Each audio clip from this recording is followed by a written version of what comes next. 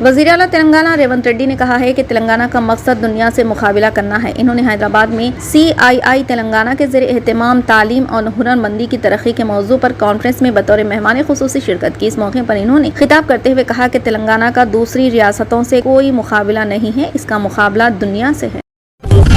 High court نے آندھرا پردیش وقف board کے انتظامی امور کی نگرانی کے لیے ایک ایڈ ہاک کمیٹی تشکیل دی ہے۔ اقلیتی بہبود کے secretary Mohammad Imtiaz, retired IAS officer P اشا کماری، IPS آفیسر عارف حفیظ کو کمیٹی میں شامل کیا گیا۔ عدالت نے واضح کیا کہ وقف بورڈ کی روزمرہ کی سرگرمیوں کو انجام دینے اور اثاثے جات کے غلط استعمال روکنے کے سوائے کوئی پالیسی فیصلہ نہیں لے سکتی۔ عدالت نے یہ بھی فیصلہ دیا کہ جائیدادوں کی لیز کو 11 ماہ سے زیادہ نہیں بڑھایا جا سکتا۔ اس سلسلے میں ہائی کورٹ کے جج جسٹس NJ سوریا نے حال ہی میں ایک فیصلہ دیا۔ سید صفی احمد خادری اور میر حسین نے ہائی کورٹ سے رجوع ہو کر پرنسپل سیکریٹری اقلیتی بہبود محکمے کو AP وقف بورڈ کے انتظامی امور کا انتظام خادر پاشا، سید صفی احمد خادری، میر حسین اور حافظ خان کو سونپنے کی عدالت سے درخواست کی ہے۔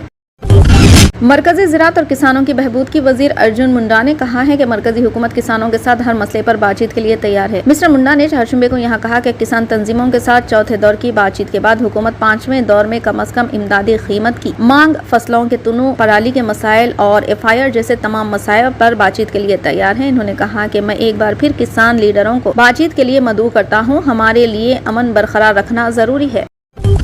دہلی شراب گھوٹالہ معاملے میں انفورسمنٹ ڈائریکٹوریٹ ED نے ایک بار پھر بڑی کارروائی کی ہے۔ جانچ ایجنسی نے دہلی کے چیف منسٹر اروند کیجریوال کو 7ویں بار پوچھ تاچھ کے لیے طلب کیا۔ ED دہلی کی منسوخ شدہ ایکسائز پالیسی کے معاملے میں چیف منسٹر کیجریوال سے پوچھ تاچھ کرنا چاہتی ہے۔ اس سے پہلے اروند کیجریوال کو 6 سمن بھیجے گئے تھے، لیکن وہ پوچھ تاچھ کے لیے ایک بار بھی تفتیشی ایجنسی کے سامنے پیش نہیں ہوئے۔ ED منی لانڈرنگ معاملے میں چیف منسٹر کیجریوال سے پوچھ تاچھ کرنا چاہتا ہے۔ اس معاملے میں دہلی کے سابق deputy chief minister Manish Sisodia اور عام آدمی پارٹی کے رکن پارلیمنٹ سنجے سنگھ تحقیقاتی ایجنسی کی حراست میں ہیں۔ اطلاعات کے مطابق دہلی کے وزیر اعلیٰ اروند کیجریوال کے خلاف ایک بار پھر بڑی کارروائی کی گئی ہے۔ 7واں سمن دہلی کے اروند کیجریوال کو پوچھ تاچھ کے لیے بھیجا گیا۔ مرکزی تفتیشی ایجنسی ED نے یہ قدم اٹھایا۔ دہلی حکومت کی ایکسائز پالیسی کرپشن کیس میں پوچھ تاچھ کے لیے چیف منسٹر کو سمن بھیجا گیا ہے۔ جانچ ایجنسی نے انہیں پوچھ تاچھ کے لیے دہلی میں ED ہیڈ کوارٹر بلایا ہے۔ اب دیکھنا یہ ہوگا کہ چیف منسٹر کیجریوال اس بار بھی حاضر ہوتے ہیں یا نہیں۔ پولیس نے میرا روڈ پر ریلی کی اجازت کی درخواست کا جواب دیا، جس میں گوشہ محل سے بھارتیہ جنتا پارٹی کے رکن اسمبلی راجہ سنگھ کو مقررین میں سے ایک کے طور پر درج کیا گیا۔ راجہ سنگھ کی نفرت انگیز تقاریر کا حوالہ دیتے ہوئے میرا بھائندر پولیس نے 25 فروری کو شام 5 بجے ہونے والی ریلی کی اجازت دینے سے انکار کر دیا۔ پولیس نے میرا روڈ پر ریلی کی اجازت نہ دینے کی ایک اور وجہ کے طور پر SSC اور HSC امتحان کا بھی ذکر کیا۔ درخواست گزار کو بھیجے گئے خط میں پولیس نے نفرت انگیز تقریر پر سپریم کورٹ کے حکم کا حوالہ دیا اور راجہ سنگھ کے خلاف مقدمات کو اجاگر کیا۔ اس سے قبل آل انڈیا مجلس اتحاد المسلمین کے رہنما وارث پٹھان نے بھی میرا روڈ جانے کی بات کہی تھی۔ گزشتہ ماہ میرا روڈ پر 2 برادریوں کے درمیان معمولی جھگڑا ہوا۔ واقعے کے بعد پولیس نے بروقت کارروائی کرتے ہوئے حالات کو قابو میں کیا۔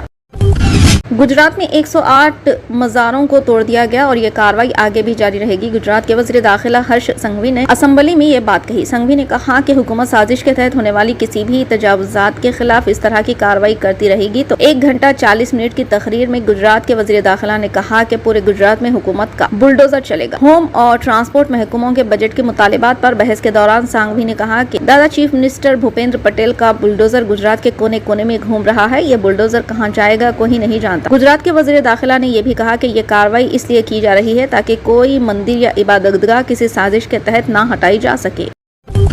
CBI نے جمعرات کو جموں کشمیر کے سابق گورنر ستیہ پال ملک کے احاطے اور کیرو ہائیڈرو پاور پروجیکٹ مبینہ بدعنوانی کے سلسلے میں 29 دیگر مقامات کی تلاشی لی۔ انہوں نے بتایا کہ ایجنسی نے صبح کے وقت اپنا آپریشن شروع کیا، جس میں تقریباً 100 افسران متعدد شہروں 30 مقامات پر چھپٹنے کے لیے متحرک ہوئے۔ انہوں نے کہا کہ یہ case Kiru hydro electric power project کے 2200 کروڑ روپے کے سیول ورکس دینے میں مبینہ بدعنوانی سے متعلق ہے۔ ملک جو 23 اگست 2018 سے 30 اکتوبر 2019 کے درمیان جموں کشمیر کے گورنر تھے، انہوں نے دعویٰ کیا تھا کہ انہیں 2 فائلوں کلیئر کرنے کے لیے 300 کروڑ روپے کی رشوت کی پیشکش کی گئی تھی، جس میں پروجیکٹ کے بارے میں ایک فائل بھی شامل تھی۔ CBI نے پہلے کہا تھا کہ یہ مقدمہ 2019 ایک نجی کمپنی کو کیرو ہائیڈرو الیکٹرک پاور پروجیکٹ کے سیول ورکرز کے تقریباً 2200 کروڑ روپے کا ٹھیکہ دینے میں بدعنوانی کے الزامات پر درج کیا گیا تھا۔ ایجنسی نے Chenab valley power projects limited کے سابق چیئرمین نوین کمار چودھری اور دیگر سابق عہدیداروں MS بابو، MK متل اور ارون کمار مشرا اور پٹیل انجینئرنگ لمیٹڈ کے خلاف مقدمہ मुकदमा दर्ज किया है। एफआईआर के मुताबिक जनाब valley power projects power limited के 47वें बोर्ड मीटिंग में जारी टेंडरिंग के अमल को मंसूख करने के बाद रिवर्स नीलामी के साथ ई टेंडरिंग के जरिए दोबारा टेंडर करने का फैसला किया गया था, लेकिन इस पर अमल दरामद नहीं किया गया।